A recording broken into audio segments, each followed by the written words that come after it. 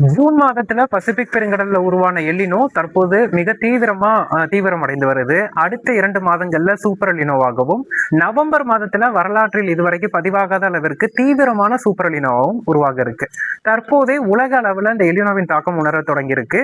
குறிப்பா தமிழ்நாட்டிலையும் அந்த எல்லினோவின் தாக்கம் உணர தொடங்கியிருக்கு. குறிப்பா பார்த்தோம்னா மேட்டூர், முல்லை பெரியாறு போன்ற முக்கிய அணைகள்ல இந்த ஆண்டு நீர் திறக்கும் அளவிற்கான போதிய நீர் இருப்பு இல்ல. இந்த சூழல்ல ஜூலை மாதத்தில் பதிவாகாத அளவிற்கு வெப்பநிலை அதிகரித்து பதிவாகிட்டு இருக்கு. குறிப்பாக தென்னிந்தியா முழுவதுமே வெப்பம் அதிகரித்து வரும் சூழல்ல நேற்று, அதாவது ஜூலை 14ஆம் தேதி மதுரையில 42.5 டிகிரி செல்சியஸ் அளவிற்கு ஜூலையின் அதிகபட்ச வெப்பநிலை பதிவானது. அதற்கு முன்னதாக ஜூலை 13ஆம் தேதி வேலூர்ல 41.5 டிகிரி செல்சியஸ் அளவிற்கு ஜூலையின் அதிகபட்ச வெப்பநிலை பதிவானது. அதே போல நமக்கு ராமநாதபுரம் தொண்டியிலும் 40.6 டிகிரி செல்சியஸ் அளவிற்கு அதிகரித்த வெப்பநிலை பதிவாகி இருக்கு. இந்த சூழல் தமிழகத்தை பொறுத்தளவுக்கு அடுத்த 3 நாட்களுக்கு தொடரும் எதிர்பார்க்கப்படுது. தமிழகத்தின் பல பகுதிகளிலேயும் ஜூலை மாதத்தில் பதிவாகாத அளவிற்கான பகல் நேர அதிகபட்ச வெப்பநிலை அதிகரித்து காணப்படும் எதிர்பார்க்கப்படுது. இது ஜூலை மாதம் மட்டுமின்றி இந்த ஆண்டை பொறுத்தளவுக்கு அந்த நீடித்த கோடை காலத்தின் தாக்கம் செப்டம்பர் மாத இறுதி வரைக்குமே தொடரும் அப்படின்னு எதிர்பார்க்கப்படுது. அதாவது தமிழ்நாட்டை பொறுத்தளவுக்கு இயல்பாக தென்மேற்கு பருவமழை தொடங்கிவிட்டால் அந்த வெப்பத்தின் தாக்கம் சற்றே தணிந்திருக்கும். 40 டிகிரிக்கு மேல வெப்பநிலை பதிவாகுவது மிகவும் அரிதா பார்க்கப்படுது. ஆனால் இந்த ஆண்டை பொறுத்தளவிற்கு இந்த சூப்பர் எல்லினோவின் தாக்கத்தினால செப்டம்பர் மாதம் வரைக்குமே அந்த நீடித்த கோடையின் தாக்கம் என்பது தமிழ்நாடு மற்றும் புதுச்சேரி பகுதிகளில் இருக்கும் எதிர்பார்க்கப்படுது. அது மட்டுமின்றி அவ்வப்போது வெப்ப அலைகளும் இயல்புக்கு மாறாக 40 டிகிரிக்கு மேல வெப்பநிலை பதிவாவதற்கும் வாய்ப்புகள் இருக்கு.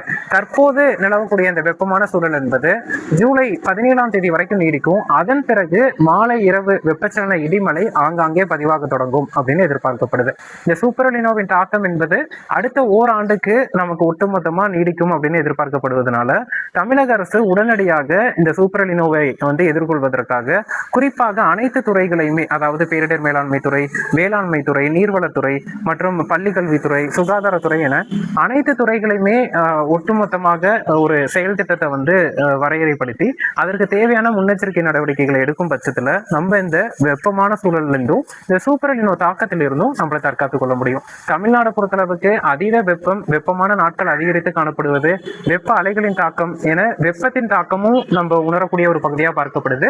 நவம்பர் மாதத்துல இயல்புக்கு அதிகமான வடகிழக்கு பருவமழையின் தாக்கம், குறுகிய காலத்துல அதிக மழையின் தாக்கம் என்பதையும் உணரக்கூடிய ஒரு பகுதியாக பார்க்கப்படுது. அதன் காரணமா சூப்பர் எல்லினோவை எதிர்கொள்ள தமிழக அரசு உடனடியாக ஒரு குழுவை அமைத்து தேவையான செயல் திட்டங்களை வகுக்க வேண்டிய ஒரு சூழல் ஏற்பட்டிருக்கு.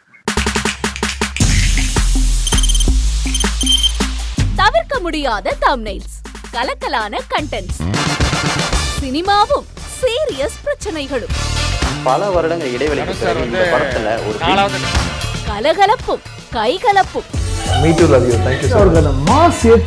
போயிட்டே தான் இருக்காரே தவிர பிரேக்கே இல்லாமல் பிரேக்கிங் நியூஸ் சொல்லும் தந்தி டிவி ஆப்.